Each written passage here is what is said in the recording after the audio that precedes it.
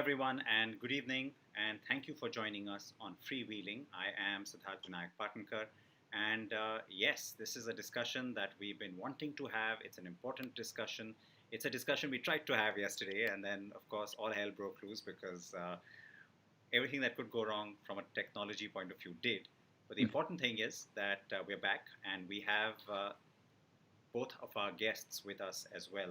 You got a little glimpse, I know, accidentally of Alejandro there right now. But before I bring them in, let's set the context. Let's try and understand why we are here. Let's try and also make sure that, all of you who are watching, in case you have missed this, I don't see how you could have missed this, but in case you missed this, here is what we are talking about.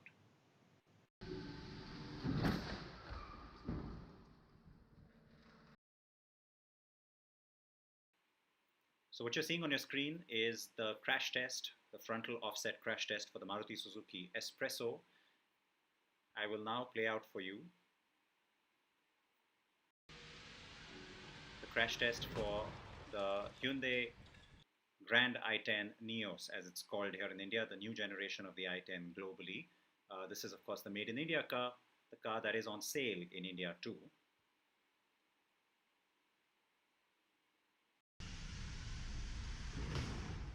And then I think the car that there was the most curiosity about because of its runaway hit status.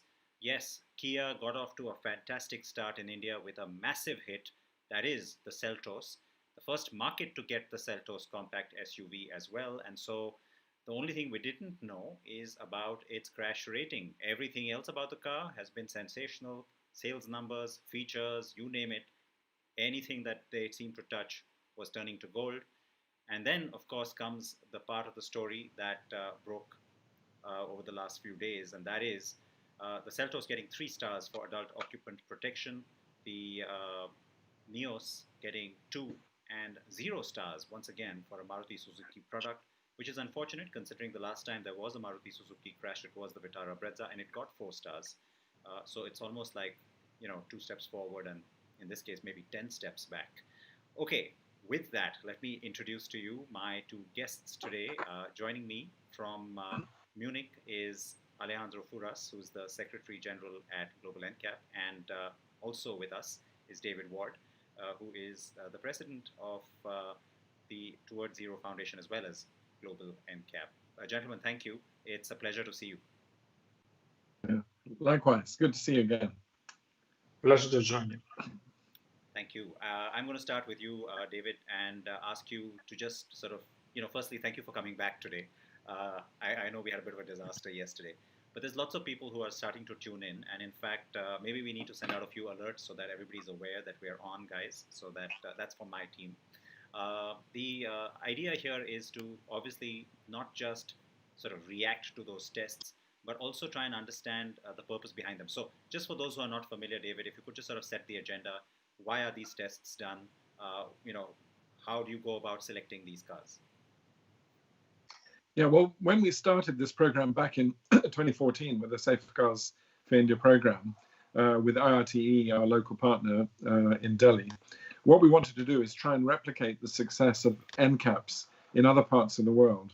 And new car assessment programs have worked on the basis of doing testing that is more stringent, tougher than regulatory tests, in order to show the difference at manufacturers, different manufacturer performance, and give them an opportunity, if you like, to really show the best they can do.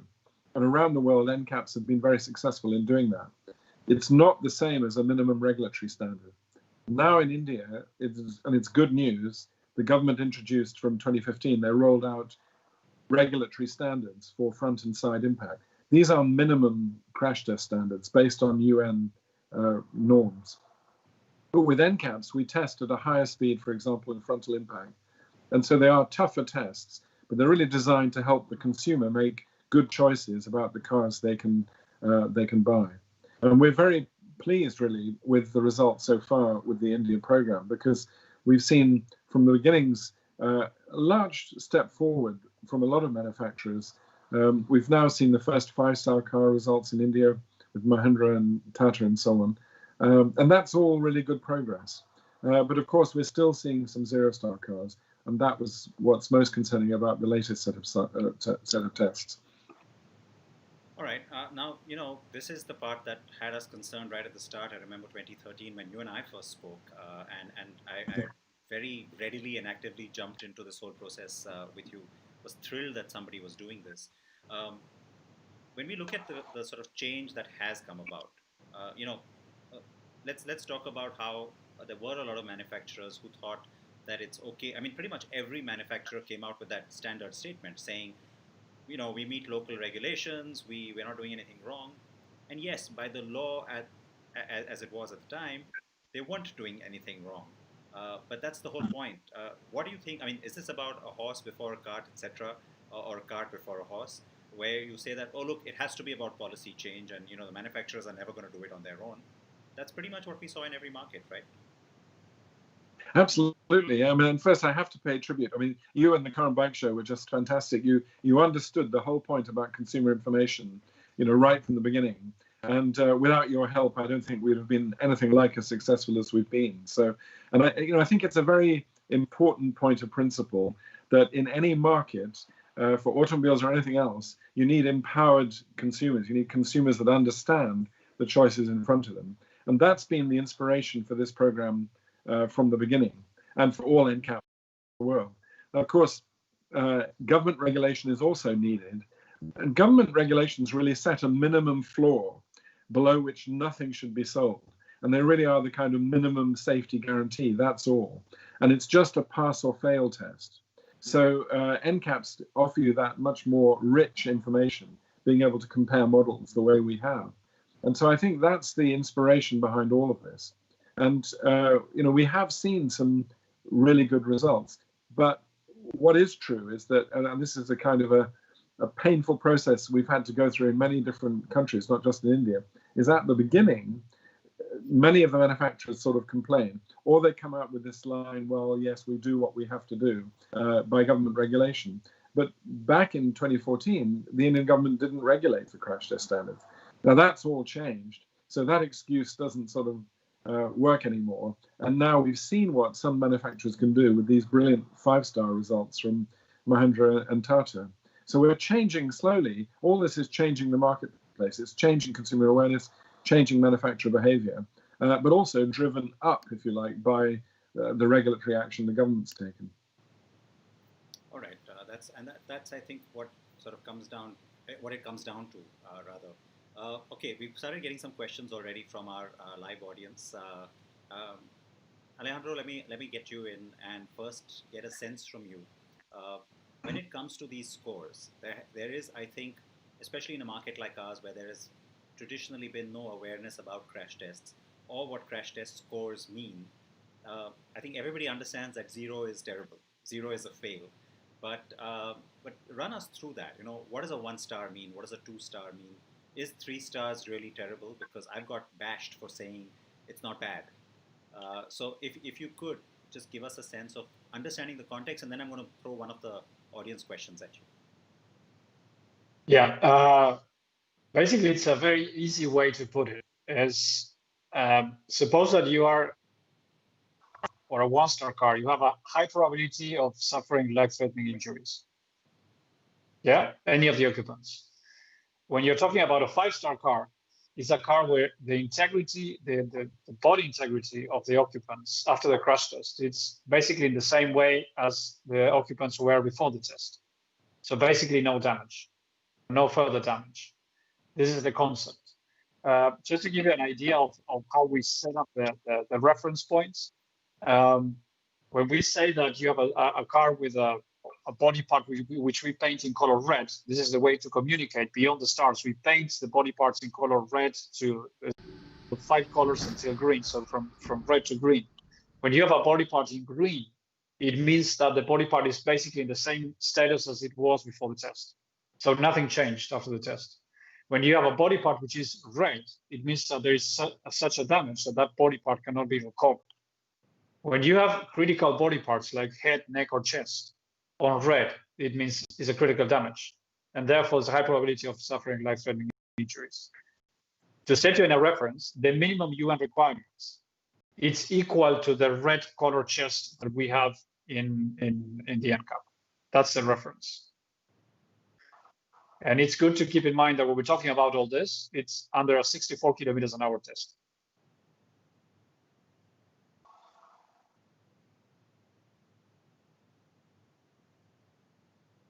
That's a very good question, but it comes all from probability of frequency, the highest frequency of the most serious injuries and deaths.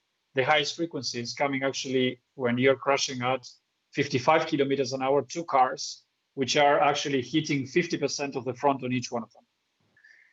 What we do in the lab, we replicate the effect of that test in a condition that is the 64 kilometers an hour on a 40% of the frontal of a car. So basically what we do is, energetically speaking, the effect you get on the car on a 64 kilometers an hour, 40% barrier, it would be the same effect that the car would get if you crash two cars, equal cars, and 55 kilometers an hour each on the 50% of the front. All right, so what I'm going to do now is first, of course, as I promised, let me take one of the questions that has come in, because this is an interesting one, and I think it's a common question. There's someone by the handle name Car Formula who says NCAP should also test high-end variants with more airbags. Won't that improve the rating? And again, I know this is a question that comes up as a common one.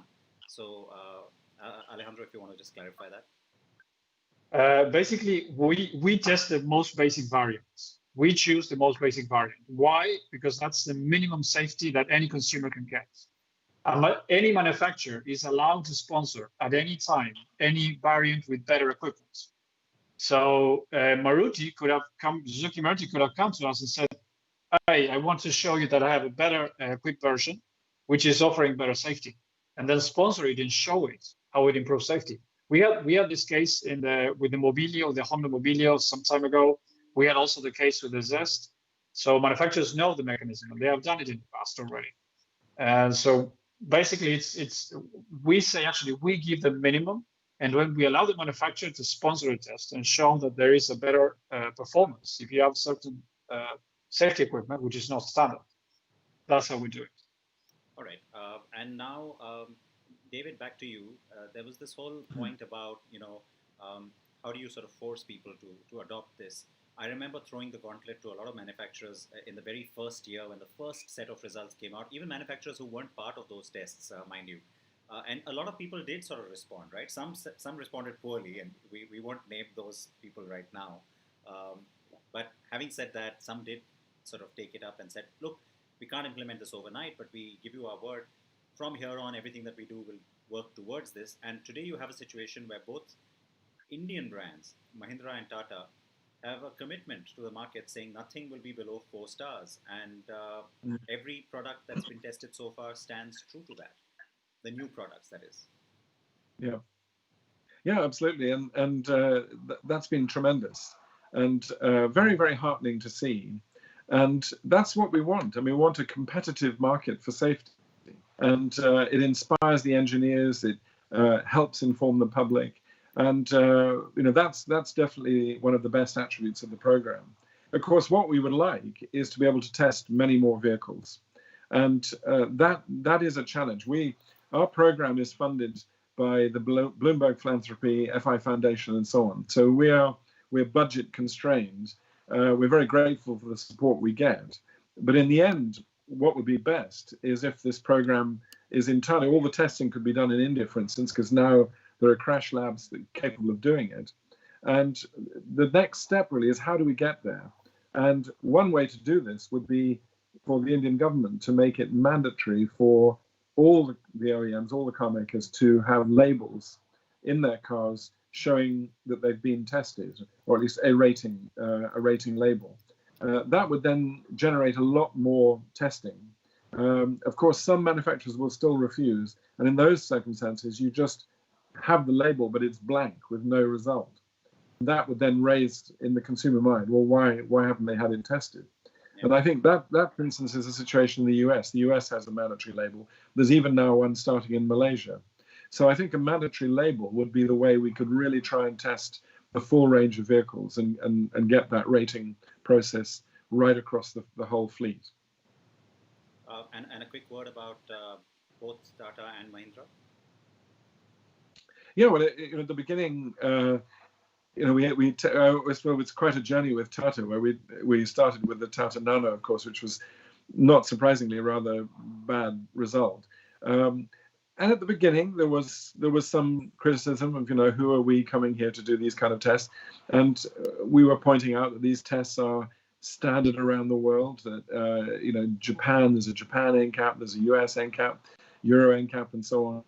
So it's kind of nothing new. But the interesting thing is you often get this kind of tipping point moment in the dialogue with manufacturers where they begin to see that they can use this as an opportunity. And that's definitely what happened with Tata and also with Mahindra. And even better when they're kind of competing with each other. And at a personal level, it's one of the most enjoyable and satisfying experiences we have, and Alejandro can vouch for this, is the engagement with the engineers. When they start to see that they can do it and they get the buy-in from the senior management, yeah, let's do this. Seeing them, actually at a crash test, when they get a good result, they know they've got a good result. It's like an F1 team winning a race. The enthusiasm is fantastic to watch, and it's the pride of what engineers know they can do, and then knowing that this will translate into safer products on the road. And that's what's so inspiring to see. And the great thing about NCAP testing is it creates that dynamic. Just at the same time as we maybe expose those that are only doing the minimum they can get away with. Yeah, that is what we have seen. And so let's break that down now. Unfortunately, I should say that is what we have seen. Ale, if we can just break that down. I'm going to put up the sort of score that the S-Presso has got. It's just that, the spec sheet, not spec sheet, but the result sheet, I should say. Could you talk us through that? What are we really looking at? Hang on, let me put that out first. And then, all right, here we go. So what we're looking at right now are, of course, the two frontal dummies, the color chart, and it says 5-door mini SUV, year of publication, etc. So yeah, just tell us what this really means, the color coding that we're seeing on these dummies.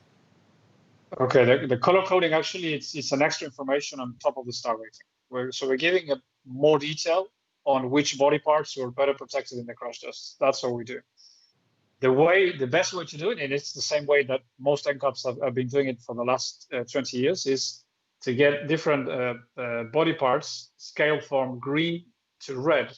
So there's 5 levels of colors. It's green, which is good protection, yellow, adequate protection, orange is marginal protection, brown is weak protection, and red is poor protection. And criteria we use is that, as a reference, the red, to get a color red in a body part, is because that body part is below the United Nations requirements, biomechanical requirements for approval of regulation. That's the criteria we use for the red color. Yeah. If you have a red color in a body region, that means that body region might likely not be recovered. So if you can live without a leg, you can live without a knee problem or something, you can live without that, without a tibia, but you certainly cannot live without a head, neck, or chest. So we say that when you have critical body parts like head, neck, or chest painted red, that means it's implicating that the car will be likely a 0 or 1-star car at the most. So this is actually the what we have. The reason why we don't have that for the child dummies is that to get that information, you need a lot of statistics and a lot of research, and therefore you need a lot of real life cases. Fortunately, we don't have that many child specimens or child samples, yeah, to develop the dummies in a better way to give us more precision, more accuracy, as we do have with the adults. Right, so likely in the future with more. Got it. I have opened up now the chart for all 3 cars that got tested, the results that we had yesterday. So we're seeing on the far left, just above Alejandro's image, what you're seeing, guys, is the Seltos, because I know you can't see the name of that car, but the other 2, you can see the name, and you can see the varying difference in terms of the color coding between those sets of dummies. The other thing, I think a lot of people sometimes tend to miss the wood for the trees is on equipment levels versus structural sort of capability, or having a body shell that is also safe. Please tell us why you have rated even a 3-star car like the Seltos as having an unstable body structure. I would just change the cart and the horses. We first analyze the car. We then decide if it's a stable structure or not. And then we finish the calculations and we land into the star rating. So it's not like it's a 3 stars and therefore why we gave the results. The reason why it got a 3-star, partially, it's because of how we rated the surviving cell of the car. The Seltos is not that bad, but it has certain points where it actually make us think that if the car or the test would have been at a little bit at a higher speed, or a little bit more weight, or a little bit more overlap, or less overlap, let's say a little bit worse conditions, then we think that the formation that we have seen is going to be worse. So when we have that, then we call it's an unstable structure, or the structure cannot withstand further loadings. When we tested many cars in the past, basically the Tatas and the 5-star Tatas and Mahindra and the XUV 300, all of them actually showed really good structural performance. And you can actually take a look at it and make a technical analysis of the structure, and you can easily say, okay, this car, if it goes a little bit heavier on the test, is pretty much going to be the same thing. In the 3 cars we tested this opportunity, in the 3 of them we found signals or symptoms that if we go a little bit, I'm talking about just 1 or 2 kilometers faster, or it's a heavier car, it means that it's more loaded than what we tested, or if the overlap is less than 40%, in those cases, it's certainly we're going to have a worse performance from the structure. That's the reason why we rated the structures as unstable. Okay, I'm glad you clarified that, because that's been one very common question over the last 48 hours or so. David, back to you. There's a question here, and I'm going to ask this to you, and then the context of that and how it plays out. So first, the context, if you will. Every time we've had a set of crash test results come out, as you know, we shout this from the rooftops and go completely crazy and hysterical with those results, good or bad, by the way. And one of the most common reactions outside of reacting to the actual car model being tested is, why didn't you test this one? Why didn't you test that one? Why did you take so long to test this one? I'm sure you get that a lot too, and this is common again to several markets. So Sesh Kumar has asked this question: why did NCAP test the Seltos 1 year after it's launched? Why not 1 month after its launch? Is there a protocol to do a test within a limited span, or to perform a crash test before the launch? There is no protocol. Well, I mean, part of our, as I mentioned before, part of our biggest problem is our budget. If we had a huge budget, we could be testing a lot more cars a lot more frequently. So we are constrained by that. So we have to make these careful choices. So we're always trying to select the most interesting vehicles in the market, and so that's really our biggest challenge. Also, testing vehicles that are unless the manufacturer has agreed to do the test, products that are very new to the market, it's hard for us to do that. But I think maybe Alejandro would like to add a comment on the time scale of the process, because that's his bread and butter. He kind of works in that all the time. Well, actually, when you have a very new car in the market, usually you don't get it at least after a wait line of 3 months or 4 months. That's the first point. The first restriction we have is when we buy a car, it has to be physically available to us at the dealer. So we don't buy a car that we order it and then we receive it somewhere else. Especially because we actually do mystery shopper. Actually, that's the way we do it. And if we are ordering a car, we have the risk that someone finds out, and therefore the car that gets to us is not actually the car, which is the real car. Beefed up, yeah. But a way to answer that is that if the government of India would do something similar that Malaysia is doing, which is a mandatory labeling, to have consumers informed properly and just buy a car ahead of buying the car, they know the safety performance of the car. In that case, then probably most of the cars in the market will be tested, and basically any car you want to buy is going to be rated, and you're going to have the information right away when you're choosing the car, and that's what resolution for is. It's basically a fair play, fair market. Everyone gets the same information under the same standards. You can compare one car to the next one. Everyone is tested on the same conditions, and protocols are open. So that's it. And let the consumer decide. And we don't have this kind of arguments, which, to be honest, we don't like them, because the first thing we want to do is test all the cars available in the market. That's the first thing. That's what we like the most to do. I mean, that's our wish, but it's not possible. And the restrictions that David mentioned regarding budget, it's really serious. So the best we can do now is what we're doing. But the governments can help us a little bit. It doesn't cost any money for them. So I want to set this record straight for people who are watching and maybe people who still haven't understood that point. None of this is paid for by the manufacturers. If the manufacturers want to sponsor a test where they want their car to be tested, they want to know what its result is, then yes, they can sponsor a test, as David was saying. Yeah. But what you're seeing right now, the results of these 3 tests and everything that we've seen before, earlier this year and in the previous years, this is sponsored by the philanthropies that were talked about, which means, as Alejandro mentioned, you have a secret shopper, walk into an actual dealership, pick up a stock vehicle, always the base variant, and then that vehicle is shipped. At the time, of course, the manufacturer is then informed, so that none of this is happening behind their backs, as it were. And then they're invited to even witness the test, be a part of its analysis, and even get ahead of it by saying that, all right, you know what, we scored badly, but don't declare these results. We want to come back with a stronger vehicle. Give us some time.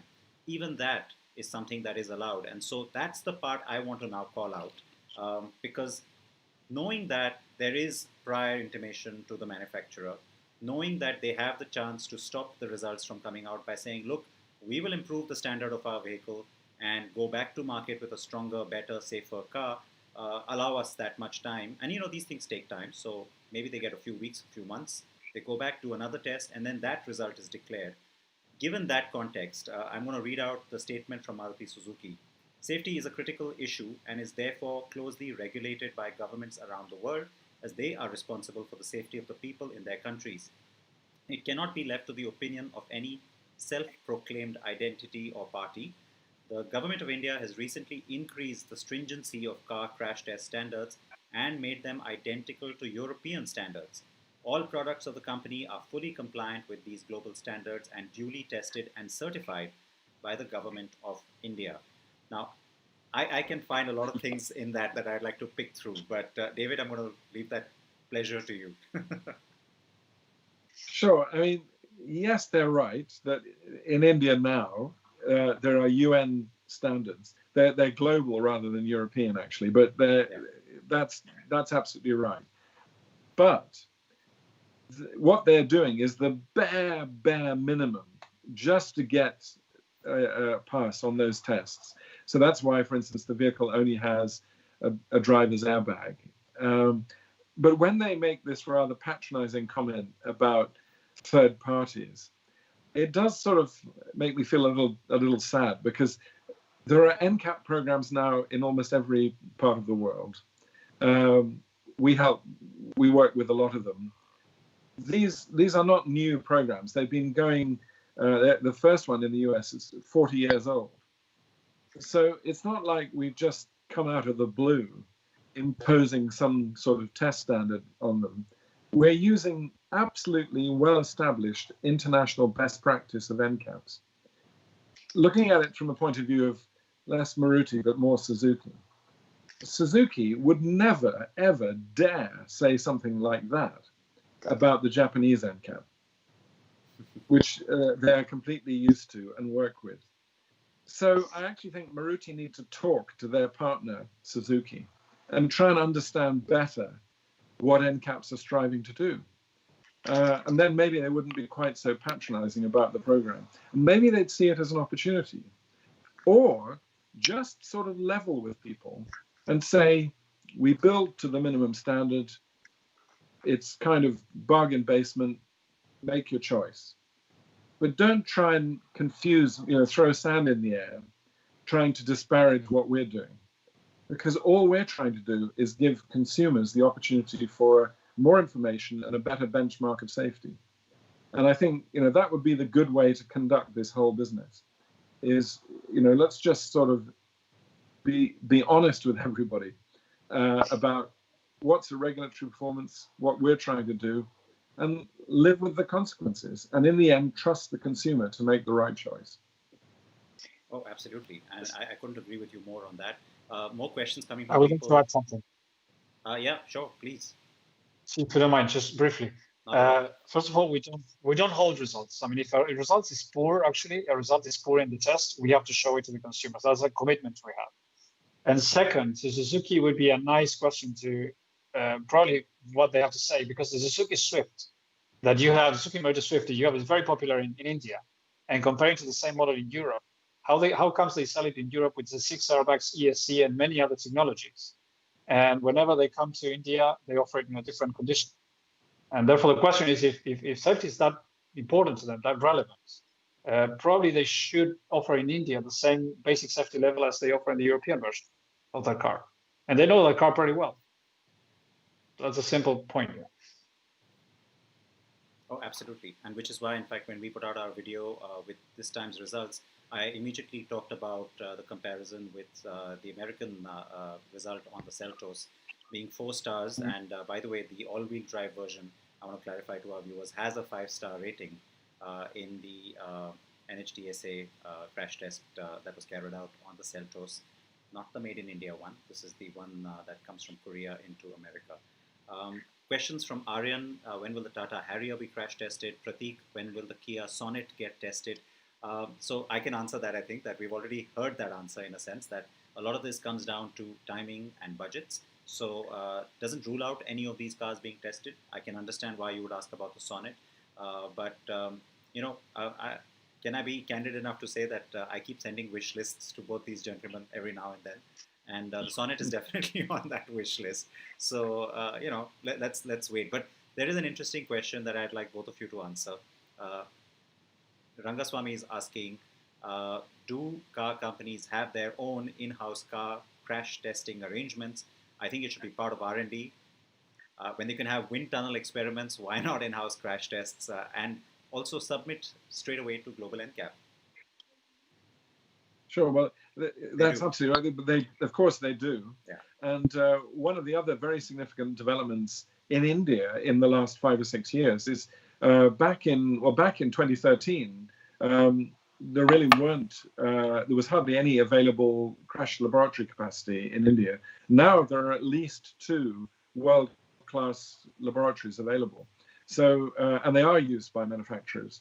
And almost every day of the week, somewhere in the world, there is a crash test going on for the big manufacturers. And very often, both for regulatory tests and for our tests, manufacturers effectively in private practice. They do their own tests so that they try and anticipate what the result would be. In most cases, they have a pretty good idea what's going to happen when we test their car. So, your question is absolutely right. All of the technical knowledge, all of the capacity to do this is there. And if we did have the right sort of incentive, for example, for a mandatory label, it would be really no issue for the manufacturers to submit to global NCAP testing, Safer Cars for India testing. It doesn't mean they've got to do a huge extra amount of crash testing because they're already doing a lot of it. All right. Next question for you, Ale. This is from Nitin. How do active safety features like ABS, ESP, autonomous braking affect the crash test result or the rating? That's a good question. Nowadays, I mean, the crash test itself, at the point when we crash the car, those systems are not tested. They are tested separately. And to give you just an idea, if you don't have ABS standard in the car, therefore that car cannot score more than 4 stars. In the next protocols, if you don't have ESC as standard in a certain volume, not all the cars with a certain penetration of markets, then you also have a star rating restrictions. So and of course, when we say that ESC is okay or not, it's not just a click box, a checkbox that it's in the car. We test it. So we actually bring the ESC to the test track and see if it works or not. If it meets the regulation requirements, therefore the points are added to the car. If it doesn't, then you don't get the points, even if the system is on board. So that's the way I integrate with the star rating. It is probably a bit surprising that some manufacturers are adding already the ABS standards beyond regulation, actually even before regulation they are doing it. And in many cases, they already have the ESC in the platform. And we were gladly surprised with that. Even if it's not standard, it's far away from being standard. But we were gladly surprised that those technologies are slowly being considered more and more into the fleet in India. And I wouldn't be shocked if in the next 2 or 3 years we see manufacturers with some ADAS technologies in India. I mean, ADAS technologies are autonomous emergency braking systems and all that technology. Yeah, which is predictive braking and all that. I mean, I wouldn't be surprised if we see that in the near future in India. So made in India. Yeah, for stuff like that to happen, and you're right, we're already seeing a lot of them starting to offer, if not across all variants, at least in the higher variants, stuff that isn't mandated by law. And I don't just mean the 6 airbags, which becomes the biggest talking point always. I mean things like ESC. David, the point about a lot of this being led by regulation. I mean, in Europe now we have seen autonomous braking becoming mandated. It is a matter of time, I know, before it comes here too, but does it then come down to that? Do we have to just keep petitioning government to improve standards, make them stricter and more stringent? I think in the end, yes, because what you see is these advanced crash avoidance systems tend to come in at the higher end of the market, so the more luxury vehicles, and then it takes a long time for them to penetrate down to the really small vehicle classes. So in the end, to kind of close the gap, really cover the whole fleet, it probably requires regulation. And so that's really the route that is usually taken. There are differences. For instance, in Europe, they're mandating AEB now. In the US, it's still subject to a voluntary agreement by the manufacturers to do it by a target date on their own. So there is a possibility of doing this by a kind of voluntary agreement. But in the end, I think regulation is probably the fairest way to do it. But the beauty of what NCAPs do is that they can be in advance of regulation. They can sensitize to the benefits of these technologies. They can also, as it were, give incentives, kind of reward manufacturers for their innovation and for putting these technologies in early by giving them the chance to score higher in points and so on in an NCAP rating. So that's, I think, the mechanism. But it is encouraging. The Indian government, as I understand it, is preparing a regulation for ESC right now. And at the moment, on a global level, India is trailing a bit on that. I think probably something like 10% of new models have ESC at the moment. And it really needs to be much higher. Okay, now a couple more questions, because I think it's fair to keep taking questions from... I have lots of questions for you always, you know that, but I can ask those to you some other time. There's a comment from Gaurav Kumar, says Maruti has the best safety features in India. Gaurav, I do not agree with you. Vijayawada Tube is the name here I see, which says, why were only the Tata Nexon, Altroz and XUV 300 tested for side impact and not the Seltos, Grand i10, Nios and S-Presso? Also, why has there been no data released on side impact tests for these cars? Good, thank you for the question. Yeah. I'll take it. Thank you for the question. The reason is that nowadays in the protocol we have, in order to get the 5 stars, you need to pass the side impact regulation 95 requirements. And therefore we test the side impact. To all the cars, it's not needed, and we only base on the frontal impact. And we put it in our press release that despite we are just testing the frontal, doesn't mean that it's not relevant, the side impact. It is very relevant, and we should not actually dismiss that part of the car. And that will be included in the new protocol, where you have also side impact protection tested. If we guess that if we probably have tested front and side impact gas from the beginning, probably many cars would have been right off really low star rating, and probably there will be low information or not that much information to give the consumers relevant information for them to weigh which car is better or not. So basically, when you start a program, you start testing with a very, very basic performance on the frontal test, which is the most serious one, the one with the highest frequency of people being killed and injured. And slowly you start adding up certain technologies and certain aspects of safety. We're trying, we actually, with the COVID, all the plans of the new protocol were pushed to 2022. That's actually the thing that happened. We were planning to start 2021 already with a new protocol, but with the COVID, we decided to push it a little bit later for reasons related more to the development of cars and also the rhythm of new releases. It is I mean, the side impact is critical by itself because you have very short amount of space to do something to protect the passenger. Yeah, it's more critical than the frontal. But in the frontal is where you're getting actually the highest frequency of injuries and people actually being injured. And one last statement: we are not criticizing at all if the car meets regulation or not. We're not criticizing that. We never said the car is illegal. We never said that. I mean, we're not criticizing if the car meets or doesn't meet regulation. Of course, they meet regulation because we're buying them in India, so it means that they are legal. Yeah. So we're not challenging that. What we're doing is just going a bit beyond what the regulation is testing and see what happens there. And just to give the consumers, if the car is in the market, they're already meeting regulation. But we just go a little bit beyond that and tell the consumers which one is better than the other one. That's it. That's what we do. That's what NCAPs do. And by the way, NCAPs globally are supported by governments, directly or indirectly. And the reason why they do that is because they need someone to pull from the market. The regulation comes in a certain pace, and with the NCAPs, they can pull from the market. Just to give you a picture, the ESC was not mandatory in Europe until 2015. So only 4 or 5 years ago.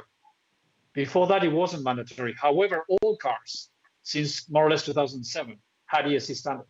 And the reason for that, what explains that, is Euro NCAP. The same with the curtain airbag, the side head airbag. It's not standard until 2019, but already 10 years before that, 2009, all cars had the side head protection. And the reason for that is that if they wouldn't have it, Euro NCAP score would have been a disaster. So, and guess who's part of Euro NCAP? Governments. Many governments, like JNCAP as well, Australian NCAP, Korean NCAP, China NCAP, US NCAP. So NCAPs globally is supported by governments. It's not that they ignore it. Actually, they need it's a tool to push the market quicker. What they want is that when they put a date for mandatory regulation, that all cars are meeting it. Yeah, that's what they want. And the way to do it is pull the market. Otherwise, you get just a friction every time there's a date, or like Brazil, there's a new date coming up, no one is meeting it, then we push it another 2 years later, blah, blah, and you keep pushing it, like a kangaroo jumping forward. So that's the way to do it. But that's interesting what you said, that it was the NCAP that drove the change for manufacturers, even 10 years before the regulation came. I would love to see that happening here. And you're right, with some manufacturers, we have started seeing that change in India as well. Good question from Dhruv. This is again for both of you, whichever one of you wants to answer. In a price-conscious country like India, do crash test ratings really add to the cost of the car, or are they assimilated to the economies of scale? Well, no, that's a great question, and I think our experience actually almost everywhere.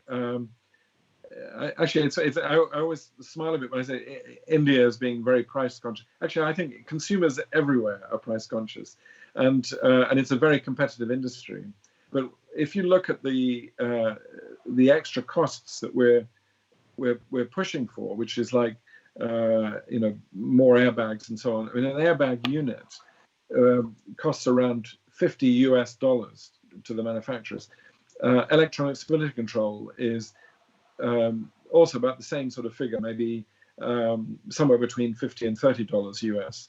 So the kind of extra components that make the vehicle that much safer that we're talking about are not a large amount.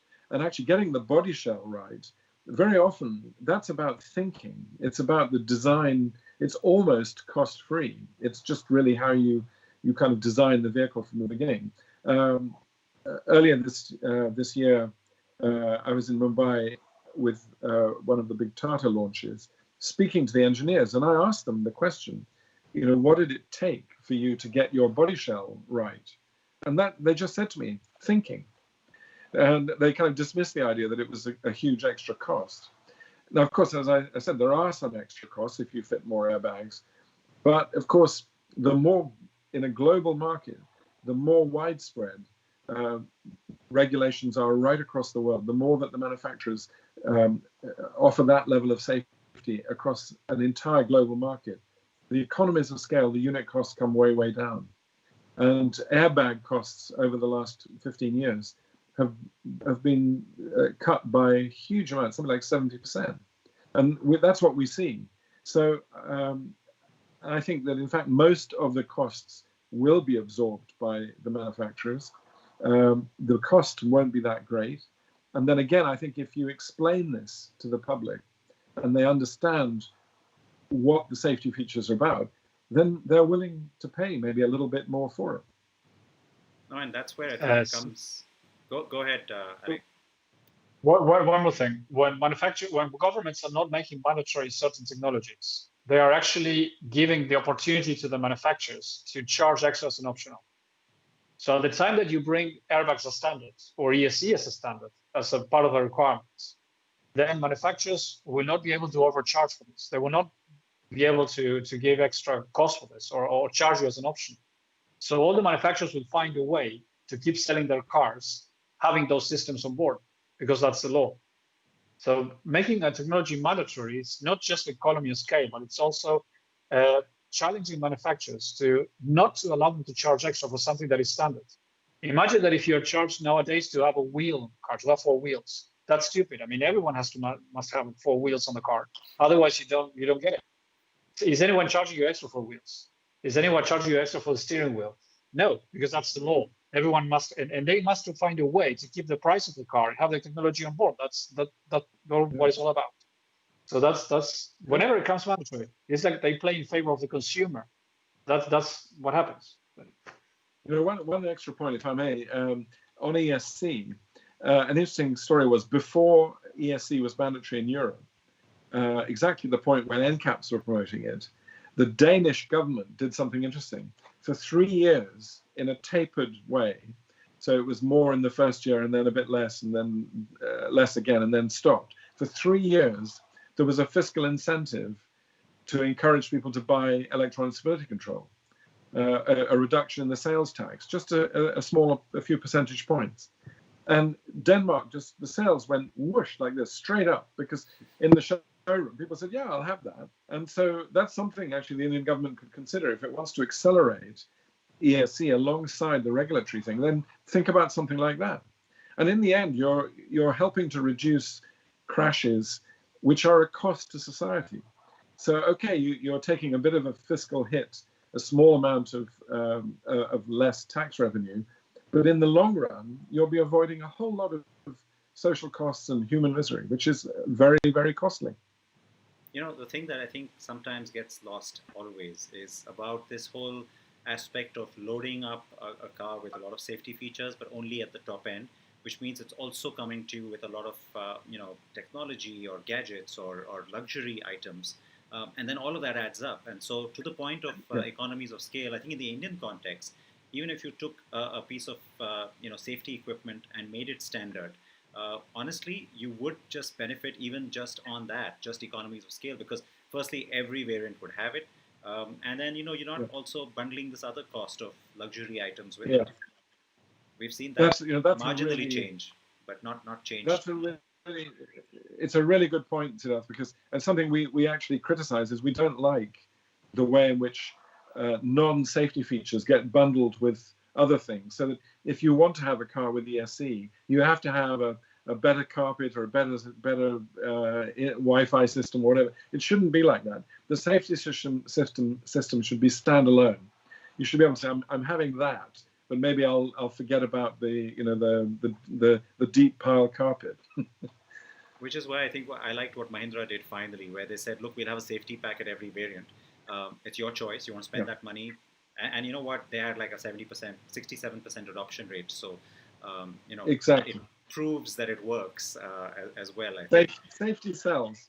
Safety the sells, truth is safety sells. Yeah. I was in the minority who used to say that. Now, luckily, it's become a marketing point. And so, thanks to people who are watching, I think they will affirm what I'm saying. I have a message here from Chandy Tech who says, I'd pay for safety any day over a luxury item like a sunroof. There's a nice question, I think, from, it's a question, comment, call it what you will, from, am I getting this name right? Pahinath A.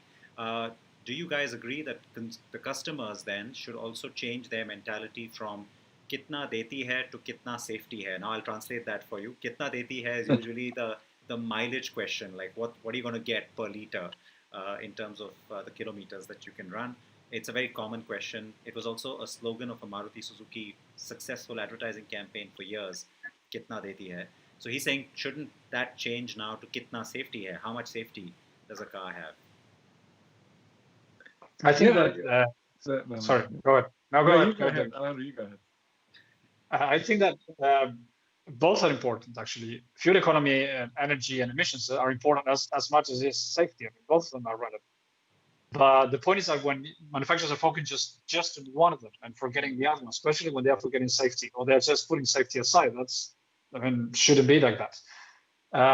Probably it's something that might happen. What happens if tomorrow most of the consumers in India, they say, I would not buy a car if it's not tested by Global NCAP. I don't care if it's a 5-star.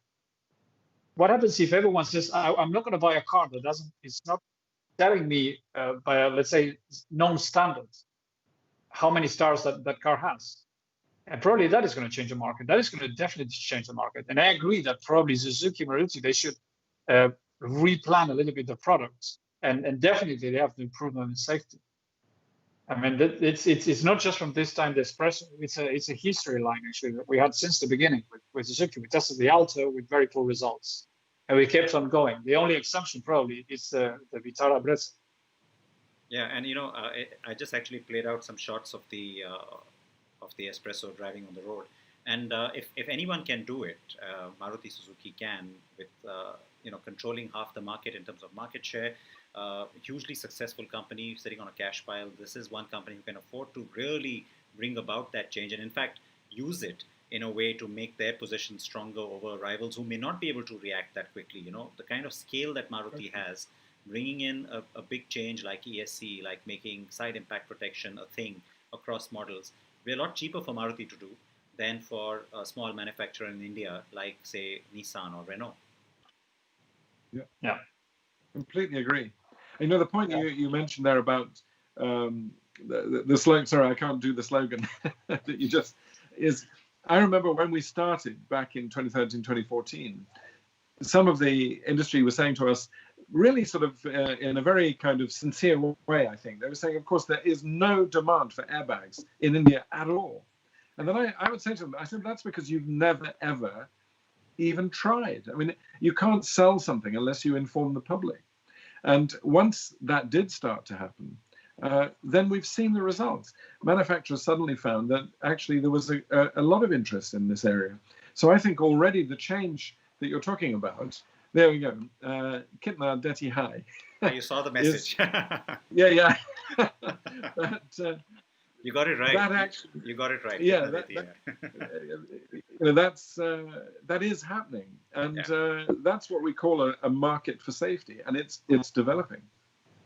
I agree. I can't agree more, because I can tell you, I can vouch for the kind of response we get to so many of these stories that we put out, and a lot of times it is really just that I just didn't know. I didn't know any better.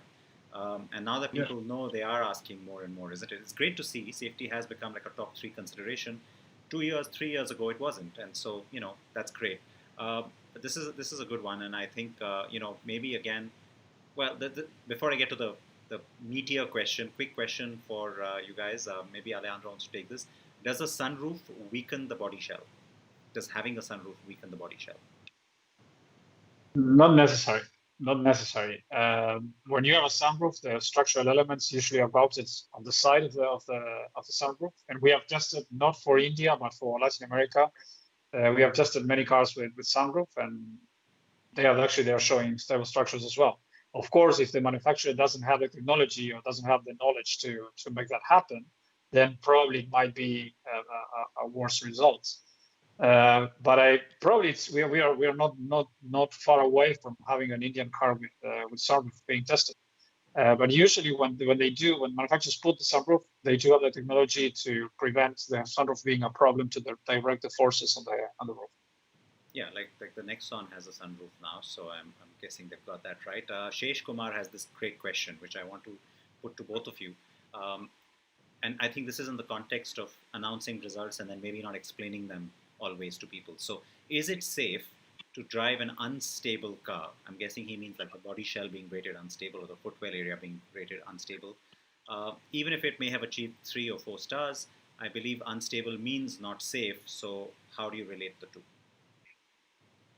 It's very difficult, I would say, that if you have an unstable structure and an unstable footwell area, that you reach 4 stars. It's very unlikely by the scoring itself. Mathematics, that's it.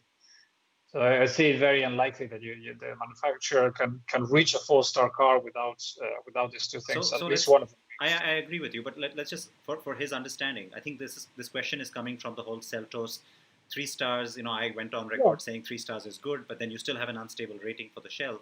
How do you sort of reconcile those? It's easy to put it very clear. We have 16 points maximum for the frontal test. Yeah. If you have an unstable structure, you're losing 1 point. If you have an unstable footwell area, you have losing another point. So it's a -2. And then you have another 14 to do something with it. Of course, we haven't seen manufacturers getting a perfection of getting all the points when you have an unstable structure. But mathematically speaking, it's only counting by -2 points, having these two things not properly performing. And comparing to the other 14 points you have available to gain if you're having good biomechanical performance. So it's not that heavy from the context. I mean, having an unstable structure, we're not saying it's unsafe. We never said that. And we never talk about safe or unsafe. We just say more safety or less safe for cars. That's in the terms we usually speak. But the point is, if you have an unstable structure, that doesn't mean the car isn't safe at all. And because what I just explained, the structure weighs only -1 point in the whole system, in the whole calculation, and the footwell -1 point in the whole system. What happens is that when you have a deformation in the structure, it's not just the -1 point. You also have deformation that moves the steering wheel, deformation that moves the pedals, and you start losing points in all those places as well. Okay. So I think that's the. So it's all connected. It's interrelated. Yeah. No, and again, it's interrelated. The condition of the A-pillar, the condition of the roof panel, I think all those things add up, right? It's when you say unstable structure, people just assume it means the structure is going to fall apart. It's not that. Yeah, the thing about the Tatarano. The thing about Tatarano, for example, and you can have an unstable structure without having a collapse. And when you have such a thing, it's a collapse in the structure, and you don't need to have a collapse to say it's unstable. You have unstable structures at different levels, and that's actually why we rate it with the -1. It weights in the weights. All right. The next question, which has come from Aryan, is what about rear crash tests and whiplash tests? Are they also important for safety? They are. Whiplash testing is actually the records of people being killed by a whiplash injury. It's very little. The whiplash is actually, let's say, promoted by insurance companies, and it's actually the whiplash injury. It's more on the lifetime injury rather than people being killed or seriously injured by a rear impact. And in Latin America, we are implementing now the whiplash, but we are combining it with a structural test on the rear. So we need good seats connected to the good structure. It's very likely at some point in time we do the same in India. I mean, it should happen the same way. But once you have a mandatory labeling or something like that, even if it's not by law, you have all the consumers in India saying, "I'm not buying a car which is not tested." Yeah, that's a game changer. That's a game changer. And to that point, by the way, I've seen a lot of comments like that.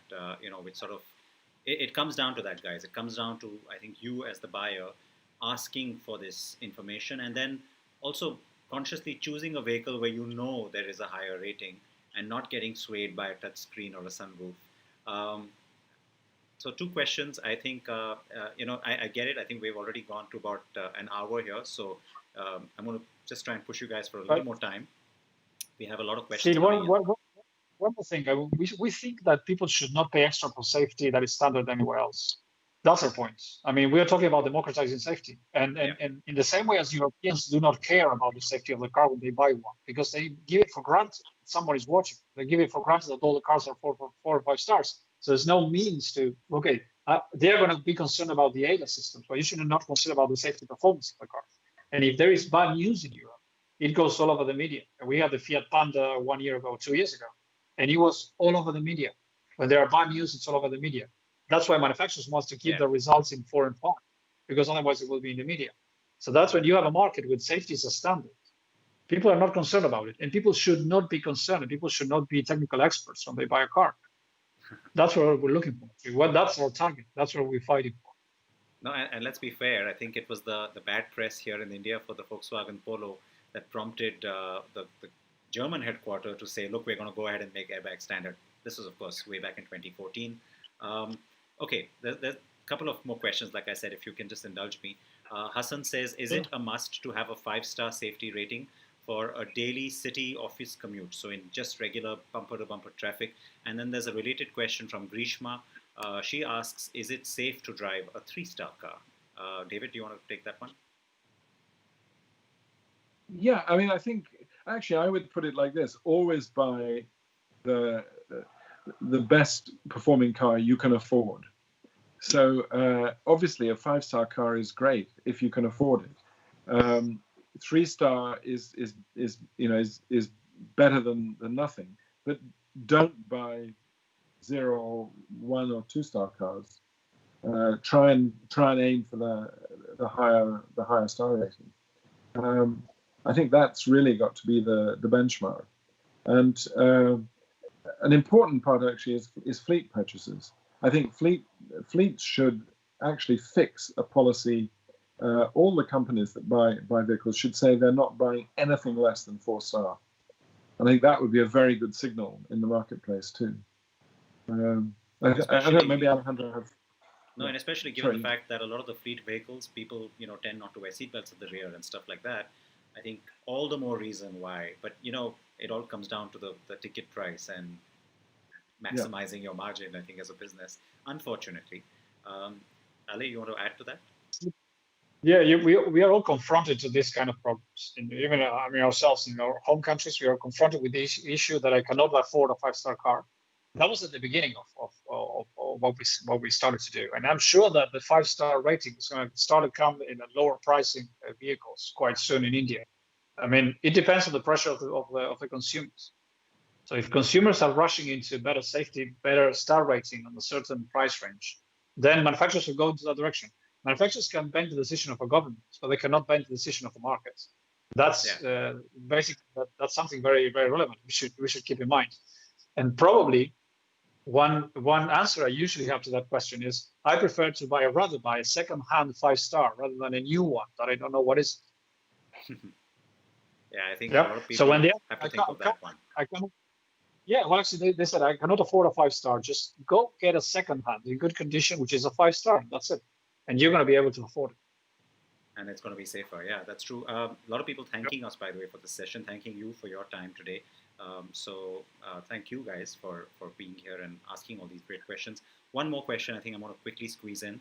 Anand is asking, does NCAP also include tests like rollover and other types of tests which are not so commonly happening? And there was a related question, if I can quickly find it. Yeah, Shreyas had asked, is there a test for the underbody, the under chassis, things like the oil sump, etc., being affected by bad roads, especially sedans?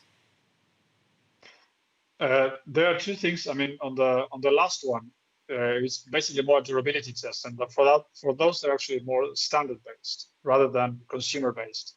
And the reason is that when you have actually an underbody issue, it's usually something that is gonna it's not gonna be an immediate effect on the people sitting in the car. It's gonna be something like you break something and then all of a sudden the car will slowly start either working not well or something like that. Yeah. When it comes to safety features like passive safety or active safety, or let's say primary safety and secondary safety, which is actually saving your life. In those actually we do have to pay attention to. Rollovers are important, but when you have ESC features, the rollover probability is very, very low. And ESC is a technology that you can have it. I mean, it's let's say more and more reachable every year, more affordable for manufacturers as well. And it's just around the corner to make it mandatory. So when you have ESC technologies, the rollover risk actually is decreasing quite a lot. And there are many other things that are more relevant in terms of the frequency of happenings and the frequency of deaths and injuries that we need to take care of before we take care of what happens in the rollover. In a rollover, to be quite successful, you need to have caution airbags and side body airbags, and we don't yet have those in India for like simple side impact protection, like a side crash or a pole impact. We don't have that. So if you're aiming to a rollover, so airbags on the side of the head, and that's not even optional in some cases in India. So we need to take the scale up from other crash scenarios, which are more frequent, and they have much more people being killed and injured. And we do have to pay attention to those. and slowly ramping up. When you have a car with a side head protection and a reasonable structural performance, usually a rollover is not an issue, but you already have ESC, which is lowering the risk of a rollover as well. So we're working in this direction. I'm not saying it's not relevant. We have things which are more critical, much more critical in frequency. As we wind this up then, let me quickly just then get closing comments from both of you. There was a lot of talk about side impact tests, maybe side impact protection. There was also a question earlier about pedestrian safety and how that plays into crash tests. So I know in an ideal world we would have everything, but immediate priority, I think we've already spelled out ESC should become standard. But besides that, what's that one other thing you would like to see becoming mandatory, at least by law? Because we've seen, I think, that industry may not really adopt this voluntarily, at least here in India, anytime soon. But what's that one thing besides the ESC you would like to just see come in straight away? Who wants to go first? Well, first, just on the pedestrian point, very good is that India is now applying a pedestrian protection standard, which even the United States isn't yet. So that's a big step forward. That's probably because the United States doesn't have that many pedestrians. We have a lot of them. I'm joking, and it's not a good joke. Yeah, but they have actually a huge increase in pedestrian injuries, mainly because they've gone for these giant SUVs. But anyway, my number one thing now is a mandatory label, because I think more than any individual technology, that will spread better vehicle safety faster than anything else. All right, Alex? I'll go for more technical. We need actually to start pushing a bit more. I mean, as Secy said, I'm going to give it for granted you have already pedestrian protection on board. So pedestrian protection is by law already mandatory. I will go actually, the side protection is really poor in the cars that we have tested so far from India, and that's something that should be addressed quite quickly. That's probably one of the immediate step in terms of being critical. By regulation, you already have the side impact, but there is a regulation on the pole impact, which is not actually trying to cover tests or crashes when you're sliding on the side of the tree, but basically is protecting you when you have large cars hitting you on the side, large vehicles hitting you on the side. So it's spreading the protection from not just the lower part of the body, also to the head. So this is actually something that I would, from the technical perspective, bring it right away. In terms of the consumer information, as David said, and I fully agree on that, you need to have the labeling. That's a must. Once you have the labeling, mandatory labeling, it's a game changer. I agree, and let's hope that can happen soon. Do you have any indication at all? I mean, I know you deal a lot with Indian government. David, you've also spent a lot of time with Minister Gadkari, who has been pretty sort of proactive and open to all of these changes. Any indication if this might happen anytime soon, the labeling? Actually, unfortunately, because of COVID and less travel, I had a very nice discussion with Minister Gadkari in Sweden in February. During the Stockholm, there was a big ministerial conference on road safety, but I haven't been able to follow up. So it's one of the problems. If there was another opportunity, which I'd love to come back to India and talk to the government, it'd be to talk about the label. And I think actually, given the fantastic job that Car and Bike, NGTV, and you have done, maybe it's something you could take up as a kind of campaigning issue, because in the end, this has got to be driven by consumer demand, and I think it'll come because the public want it. I think we should start. There's always, and I've been wanting to also sort of push the agenda on child seat adoption. We find nobody doing that at all. Children sitting up front in India is a very common sight. Children sticking their heads out of sunroofs is a very common sight. That's the other unfortunate thing we see. But they should be strapped in and they should be in the back. I think that's another thing. I have been pretty passionate about that. But I agree. Yeah. I think the labels on the cars will make a huge difference, because it'll be there for the consumer to see, and it'll, I think, bring about this change much quicker, because you'll almost be sort of forcing awareness. Well, right now, even the awareness part is a bit voluntary. I mean, people who are watching today don't represent, even a small percentage of the buying population. But thank you. I mean, I think what you have been able to do and bring about, even in these past 6 years, is pretty remarkable. From absolutely nothing on safety in the consumer's mind and in government policy, today we're miles ahead of where we were. Yeah. Well, we couldn't have done it without your help, and also a big shout out for the Institute for Road Traffic Education, Dr. Yes. Baluja, because they've been a critical partner too.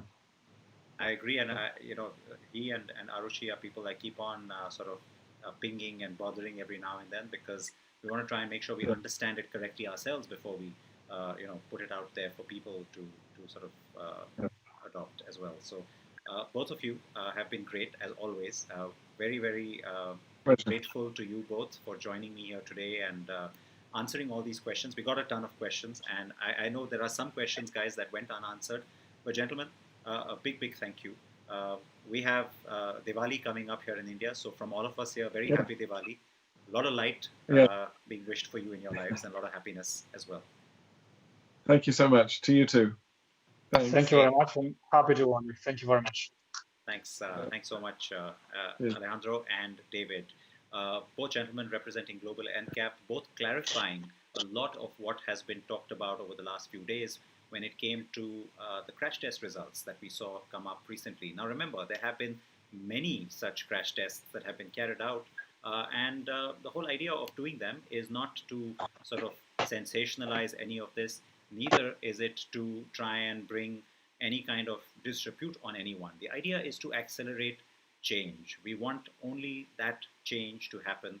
At Car and Bike, it's been a mad personal mission for many of us, and we'll continue to do it at the expense of even sometimes taking on people. But I want there to be a very clear understanding that all of this comes from you. You have the power to make this change. It sounds like a sermon or a lecture, but I promise you, if every consumer starts to ask their dealer representative, where is side impact protection? Where is the electronic stability control?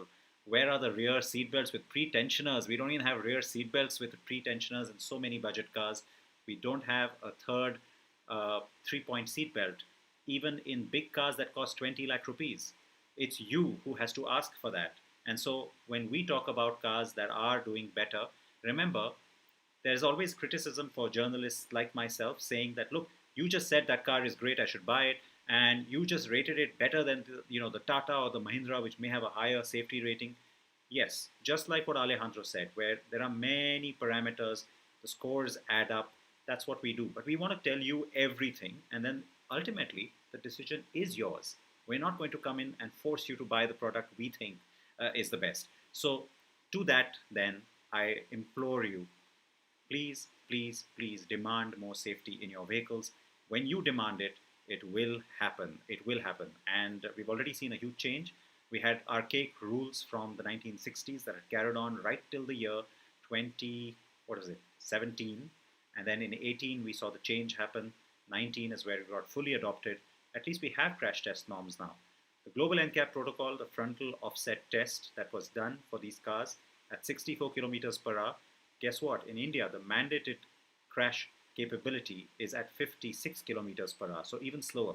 Many people ask me the question, why is it not at 80 kilometers per hour or 100 kilometers per hour? Two reasons. Majority of, a lot of this comes back to data. Over the years, tons and tons of data that's been collected, accidents around the world. Initially, a lot of it led by Western data, but now increasingly data from our part of the world as well. What is the most common situation with accidents? What are the kind of average speeds where most accidents occur? And in what case can you actually save a life? If a car crashes at 120 kilometers per hour, safety systems or not, chances are the person inside that vehicle would be seriously injured, perhaps fatally injured anyway, because you're really fast and all those forces translate into the cabin, no matter the crumpled zones, no matter the number of airbags. But when you have an accident that happens at 50, 60, maybe 70 kilometers, come out with minimal injury, sometimes come out with barely a scratch. That's the change we have started to see. How many people today talk about that on social media?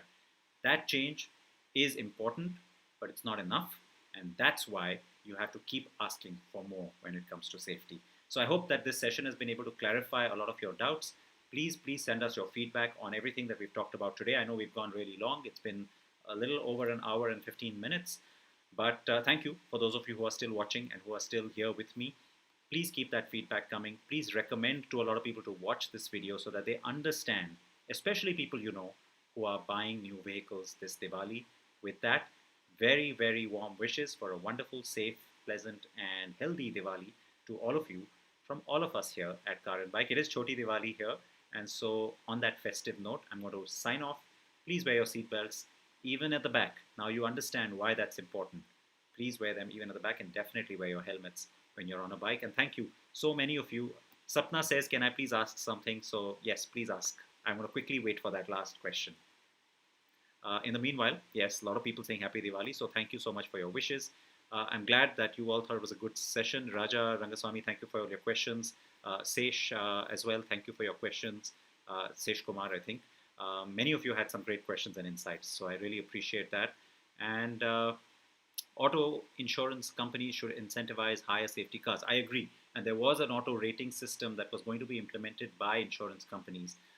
The downside of that was that there were many other parameters that were also likely to be included because of all the learnings from different insurance models in different markets, a result of which none of those reforms went through. But it's a matter of time. You will find that even rash driving, even the points on your license will start to matter in terms of the kind of premium that you pay on your insurance.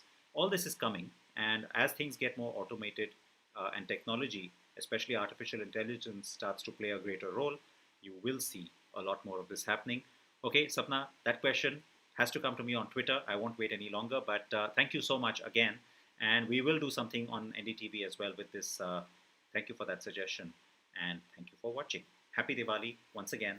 Please stay safe, please stay healthy, and please wear your seatbelts. Bye-bye.